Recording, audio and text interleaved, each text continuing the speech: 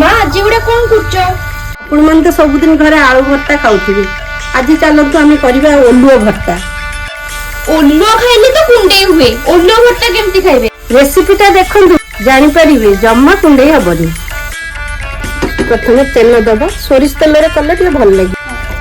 ରସୁଣଟା ଛେଚି ନେବା, ତେଲ ଗରମ ହେଇଗଲାଣି, ରସୁଣଟା ଦେଇଦବା। 3, 2, 1 ରସୁଣଟା ଟିକେ ବ୍ରାଉନ୍ ହେଇଗଲେ ଏଥିରେ ଟମାଟୋଟା ଦେଇଦବା।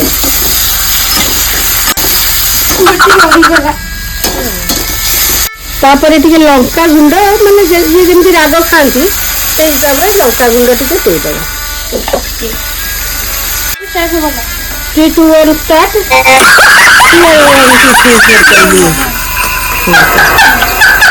ଓଲୁଅଟାକୁ ଲୁଣ ଦେଇକି ସିଝେଇକି ରଖିଥିଲି, ତାକୁ ଚୋଟି ନେଲି। ଏଇଟା ଏଇ ଟମାଟୋ ଭଜା ହେଇସାରିଲା ପରେ ତା ଉପରେ ଦେଇଦେବି।